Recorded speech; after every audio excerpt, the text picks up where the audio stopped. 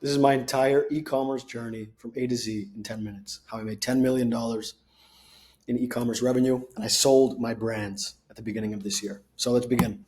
2021, I'm going to go through these parts quick because they're not as interesting as what happens later. Start my first store, dropped out of college, selling gardening tools, more like gardening gadgets with 30-second Facebook ads, the basic dropshipping ads. And I was very lucky. The ads instantly were performing, and we scaled very quickly to 2K per day with great margins, like 30, 40% margins. It was a standard ad to product page funnel, but it worked really well. And then we moved to a warehouse in Florida. We started holding inventory, great warehouse, great packaging, great customer experience. Everything was great, except I had zero experience with running a business, especially something as dynamic as e-commerce. And I didn't know how to deal with Facebook ad account bans, business managers going down, and payment processing issues. As you all know, welcome to the world of e-commerce, especially in 2021. The ad account bans were horrendous.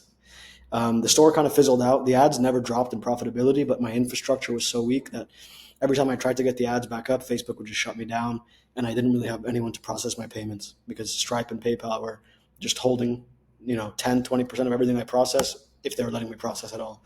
And not for any specific reason. It's just what was happening. As I said, the customer experience was great. Then 2022, same thing. We tried more stores. We got profitable ads, but we again had no knowledge of processing and infrastructure.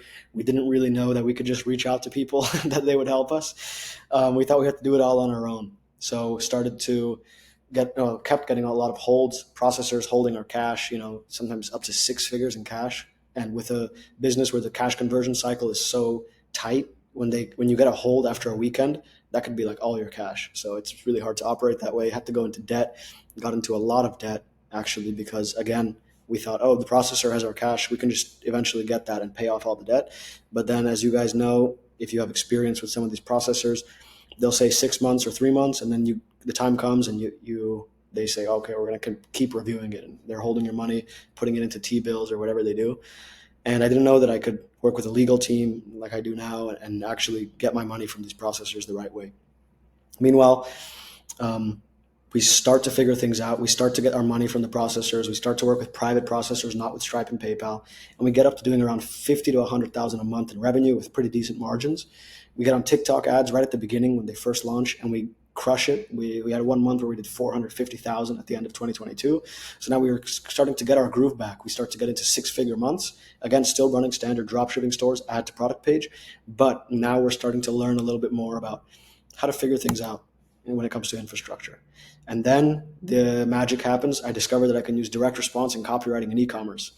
Up until now, everyone I had talked to and worked with was doing the same thing as me, just a standard ad to a product page. And they told me it was an operations game. Who can operate the most efficiently?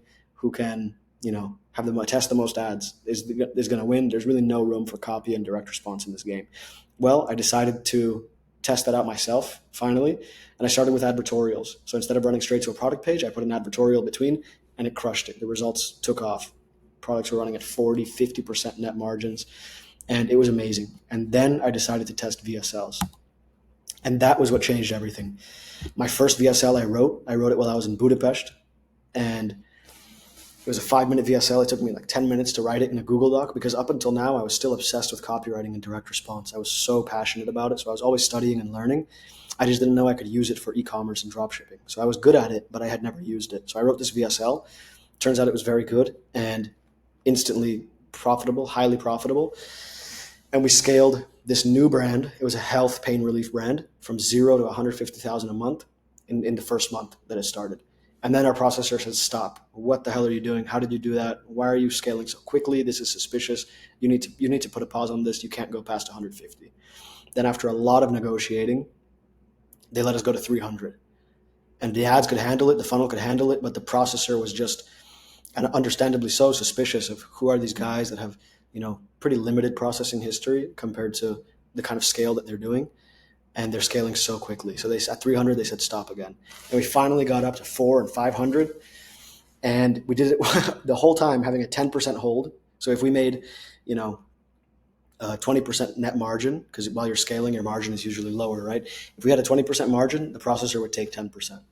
And most of our cash was locked up under review and et cetera.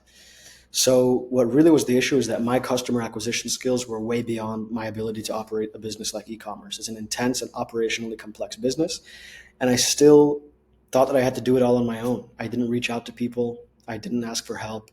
And that was a very limiting way of running this business, because there's people out there who could have helped me with all the things I was struggling with, helped me with ad accounts, helped me with processing, and even helped me to operate my business.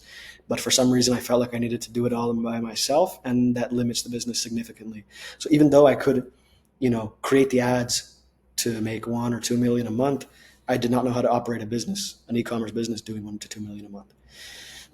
Because I could get a winning product every week. My win rate was 20 to 30% on these funnels that I was testing. So I knew that I could, in the first month, that's what I did. I tested a bunch of products every week, and I ended up getting 4 winners by the end of the month. And it was just too much. I had to stop, and I had to put these winners on hold because I couldn't scale them. I didn't have the infrastructure. So I had winning ads, winning funnels, and I ended up just putting them into a Google Drive and waiting until the day that I could scale them, which ended up not coming. And here's why. So we ended up pretty much capped at 500,000 a month. Not a great relationship with the payment processor.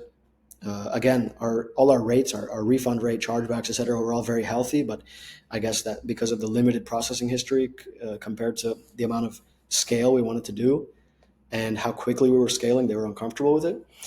But then I started to learn how to deal with customer service, built out all the customer service, everything, the SOPs, the team, the softwares, started learning how to hire, manage, fire people, how to vet people, and got pretty good at that.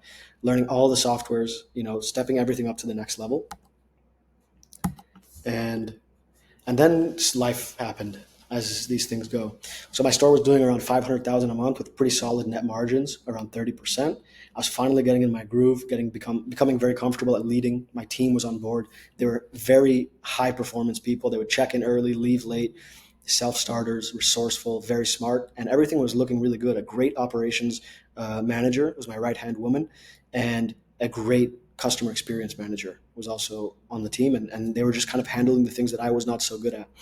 Started doing phone sales, which was instantly highly profitable, and I had a vision for how I was going to take that to the next level. Started marketing on other channels, dialing in email, all this stuff. The future looks bright, and I realized that now I can actually use my skills, which have been latent and waiting up until this point, to scale to 7 figures a month and beyond.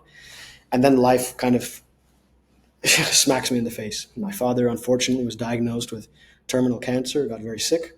I was living in a foreign country, far away from all my friends and family. I had been since the beginning of 2023. So for many months, I was running this business by myself, which is a lot of pressure, scaling again from 0 to 500,000 a month. That's thousands of orders per month. Just think in terms of customer service, team, payment processing, banking, Facebook infrastructure. It's a lot to manage for the first time scaling it to this level. And doing millions of dollars in revenue also means you have to manage that money, taxes, everything. Working with legal, it was a lot of problems and pressure running the business. And then I had a moment of, I don't know really even how to describe this, but a moment of personal insight or clarity that really changed everything for me. And decided then to take a step back and just, to pause and to take a step back.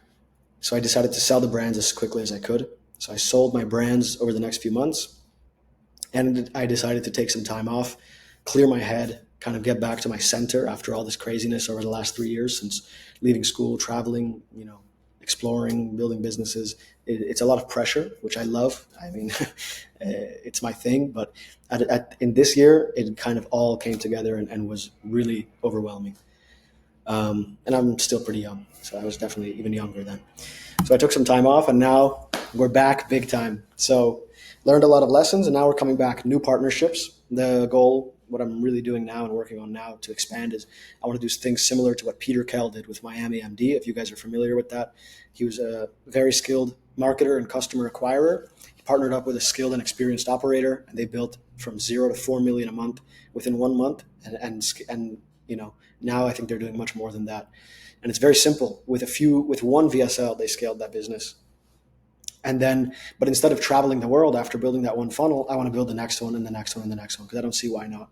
So I want to use the experience and competence of skilled partners who are good at operating, good at product, manufacturing, everything besides customer acquisition. So I can just focus on ads. because that's my bread and butter.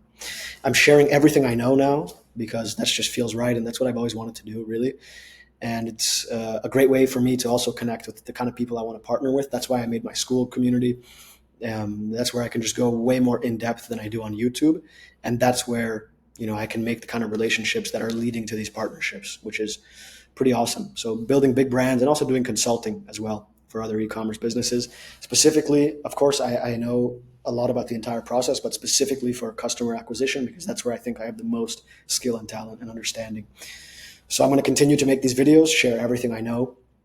Again, going much more in depth on school, where I can actually build, processes and courses and stuff to put it all into context instead of just videos one by one every day that are kind of unrelated.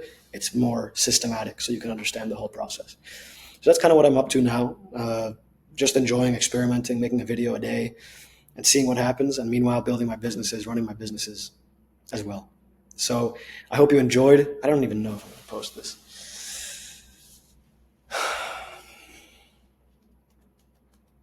We'll see. If I post this, I hope you enjoyed. Check the description for all my resources, my swipe file that I give away for free, any documents, the school community, everything. And I'm open on Instagram, Twitter to DM. And yeah, leave a comment if you have any questions, anything you want to hear specifically about. My expertise is in VSLs, 5-minute mini VSLs to 60-minute VSLs. I've done them all. I really understand VSLs a lot. Advertorials as well.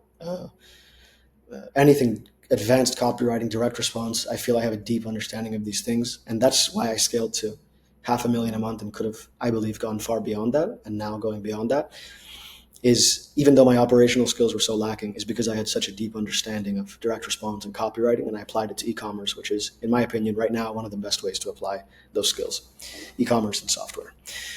So that's what I'm up to. If you want to hear more about e-commerce, direct response, back-end stuff, phone sales, how to monetize customers, right? Because there's one thing is customer acquisition, and two is you can monetize them with email at the back end.